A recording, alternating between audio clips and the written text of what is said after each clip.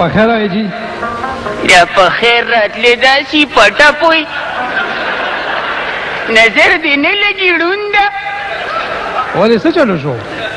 نو په رښتیا پټه پوی دې ته ته وګوره دې مخ نه مې 62 ماډل رکشه جوړه شوې ده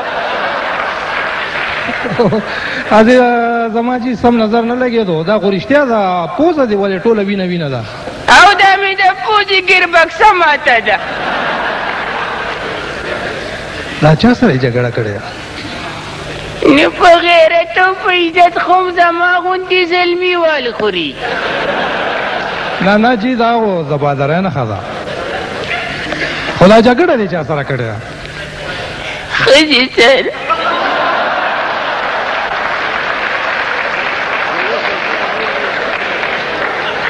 نو کې دا حال دې بیګم صاحب کړی دی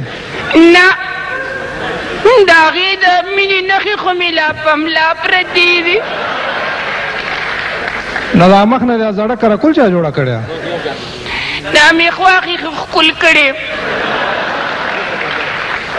او د اختر مبارکي راکړې ده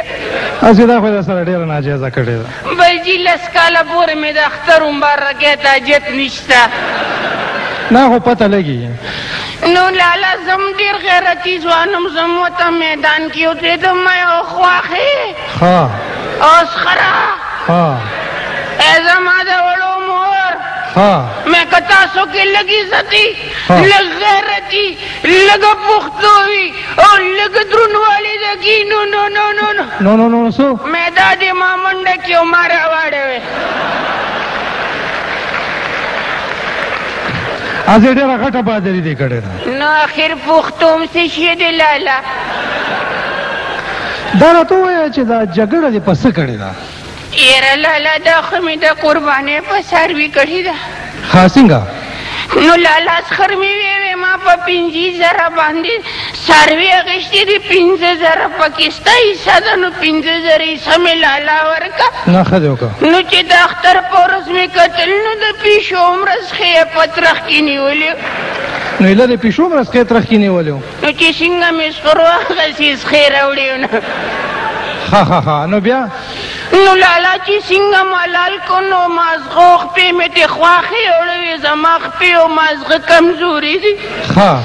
که پاک مولا رب العالمین د مازغو د خپو نه خلاصه کړي